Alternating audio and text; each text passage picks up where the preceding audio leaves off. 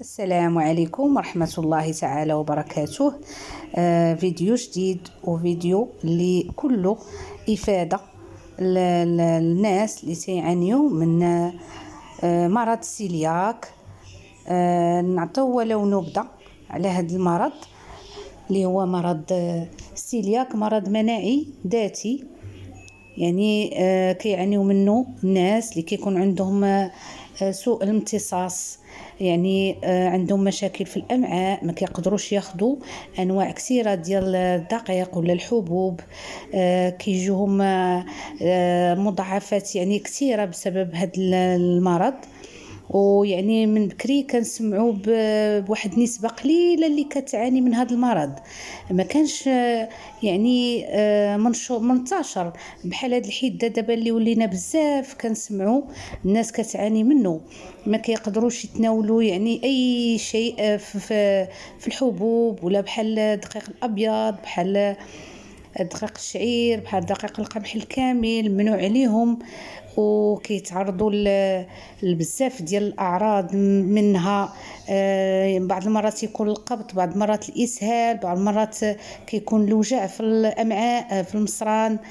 الله يشافي الجميع.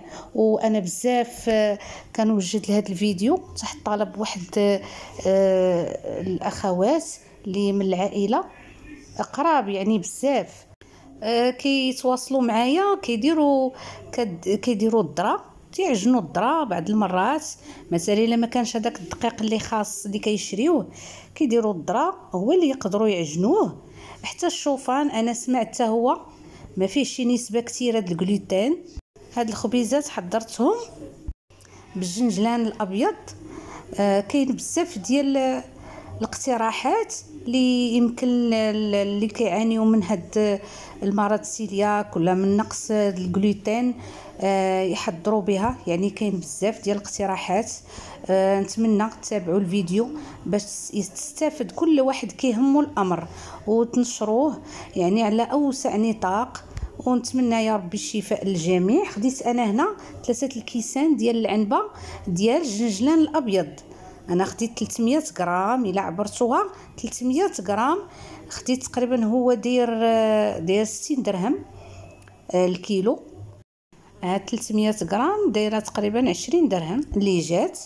غادي تعطيكم دوك الخبيزات اللي مزيانين كتحتفظوا بهم في المجمد، كيبقاو صالحين. كيف ما هاد الجنجلان الابيض تقدروا تاخذوا جنجلان العادي اللي تنحضروا به، اللي كنديروه في الفقاص وكنخدموا به يعني كلشي الحلويات. غير هذا كيكون اللون ديالو كيكون ابيض. جنجلان الاخر تيجي الخبيزات داكنين شويه. غادي ندوزو في الهاشوار، غادي ندوزو ولكن ما طحنوهش تيتنيل، خليوه يعني كيبان لكم واحد 2 حبات ولا 3 اللي باقيين صاينين، الاغلبيه مفرشش. خليوه مفرشش ما طحنوش. الا طحنتوه مزيان غادي يجيكم معجن الخبز من الداخل. طحنته انا 1 2 المرات 3 المرات، وكنقلب وكنعاود نطحن وكنقلب صافي ما تفوتوش فيه. هذا القياس كيبان لكم مفرشش ماشي مطحون بزاف. وكتوضعوه في داك البول اللي غادي تعجنوا فيه كل شيء. تقدروا ديروا دقيق ديال الروز، دقيق ديال الذره، هادو يعني مسموح بهم. كاينه الحنطه السوداء انا ما لقيتهاش هنايا، سولت عليها قلبت باقي ما لقيتهاش حتى هي. كيدخل يعني كخبز يعجنوه صحاب المرض السيلياك، يعني اللي منع عليهم الجلوتين بصفه عامه.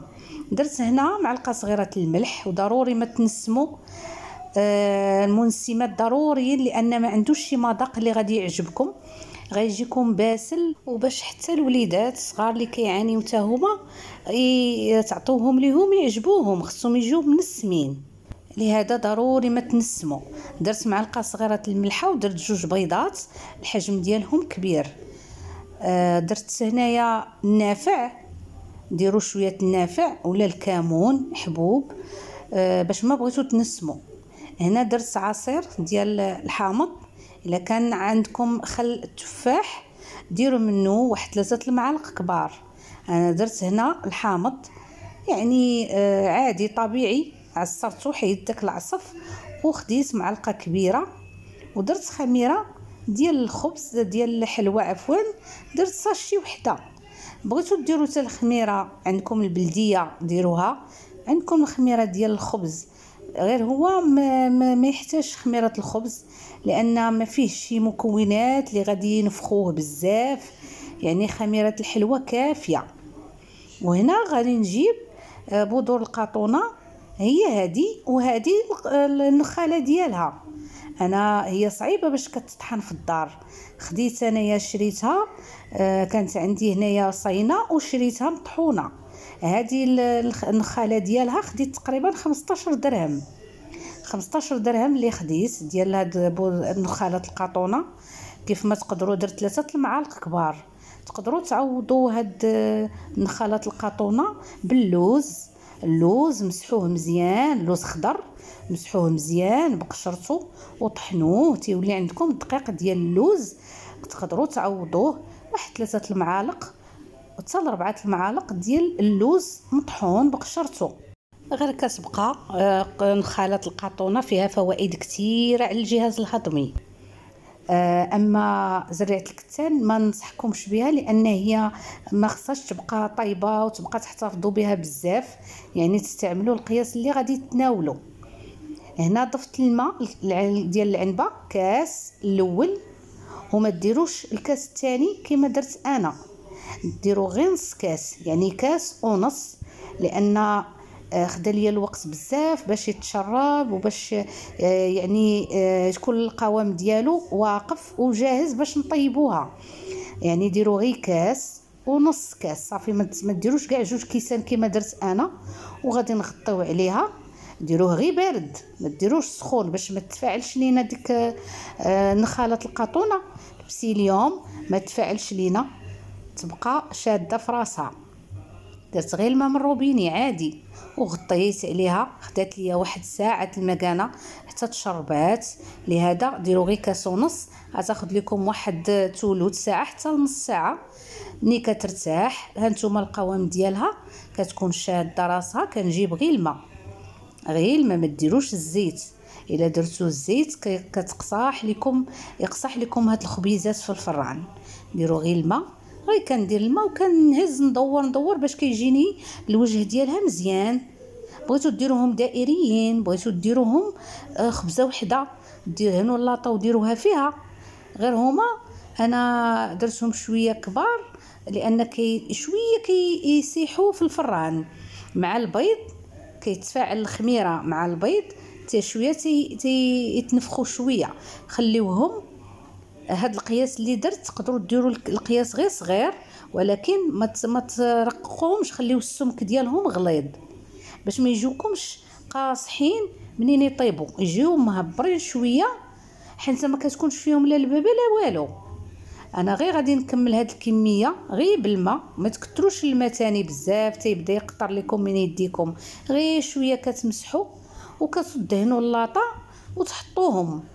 هذيك 300 غرام. ها نتوما شفتوا راه هذا القياس اللي عطاتني ديال الخبيزات، 8 ديال الحبات اللي عطاتني مزيانين كافيين بالنسبه لواحد اللي بوحدو تياخذو في الدار. راه مزيان كل مره يجبد خبيزه ولا 2 وكتحتفظوا بهم حتى في المجمد.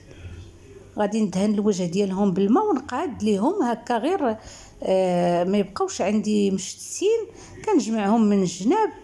والفران انا سخنته، انا عندي الفران ثقيل خاصني نسخنو على اتساع. التزيين كيبقى اختياري. انا جبت الجنجلان الابيض والجنجلان هاد الاسود، انا غير كنت كنسمع به الصراحه، عمرني ما عرفت واش هاد الجنجلان الاسود حتى هو كاين. كنصحاب انا غير هذيك الحبه السوداء، لقيتو كيتباع حتى هو هاد الجنجلان الاسود، جبتو وهو الجنجلان الابيض زينت بهم. ملي كيسخن ليا الفران مزيان كندخلهم يطيبوا، غير كيبانوا ليا بداو تيتنفخوا، كيولي كيبانوا لكم تنفخوا في الفران. ما تحلوش عليه، غير نقصوا العافيه باش يطيبوا من الداخل مزيان. ملي كيطيبوا كتهبطوا تاني تشعلوا عليهم من الوجه ديالهم وكتكملوا لهم الطياب. كيتحمروا راه كياخذوا الوقت باش يتحمروا، كيبان لكم من برا محمرين ولكن الا جهدتوا العافيه غيبقاو من الداخل خضرين. خليوهم على عافيه مهيله. المره الاولى كنطيبوهم على عافيه مرتفعه حتى كيتنفخوا، نقصوا عليهم شويه متوسطه وخليهم يتحمروا. كيبانوا لكم تحمروا من التحت، هزوهم بواحد السباتول تيبانوا لكم تحمروا صافي وهبطوهم يتحمروا من الوجه. راه كيتحمروا مره واحده، عطوهم الخطط تيطيبوا، كتخرجوهم وخليوهم تيبردوا. ما تقربوش ليهم كاع هما سخان. ملي كيبردوا راه تيجيو الصراحه انا دقتهم عجبوني. غير هما ملي كتبغيو بحال هكا تسخنوهم حلوهم بحال هكا من الوسط وعاودوا الا خرجتوهم من المجمد عاودوا حلوهم هكا وسخنوهم باش كيسخنوا مزيان. وديك الساعه عمروهم دهنوهم بالفرماج بالجبن، يعني كيصلحوا تغمسوا بهم. ديروهم ساندويتشات للوليدات. هانتوما كي كيجيو من الداخل راه ما كتكونش فيهم لا البابه لا والو وخفاف. ملي كتسخنوهم عرفتي راه تيجيو مقرملين. والله الا انا عجبوني هاد الخبيزات. انا عندي غير ريجيم اللي دايره ولكن الصراحه غينفعوني حتى انا، يعني ما كيزيدوش لا في الوزن، ما فيهمش نسبه السكر اللي غادي يخاف الانسان تزاد، ومصالحين للناس اللي عندهم يعني مشاكل كثيره في الجهاز الهضمي ولا الامعاء، والناس اللي كيهمهم الامر كاع الناس اللي عندهم مرض السيلياك كنتمناو لهم يا ربي الشفاء وتيتعيشوا مع المرض كيف ما اي واحد كيتعيش مع المرض ديالو. الحمد لله ابتلاء من عند الله.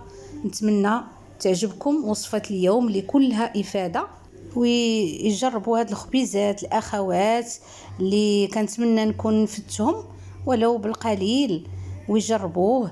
هاد الخبيزات ينفعوهم ان شاء الله، يعني محتاجين ليهم لان كياخذوا الدقيق باش يعجنوا الخبيزات بثمن غالي، ومرات يكون مقطوع ما تيلقاوش لا هنا داخل المغرب ولا حتى خارج المغرب تيلقاو عندهم معاناه.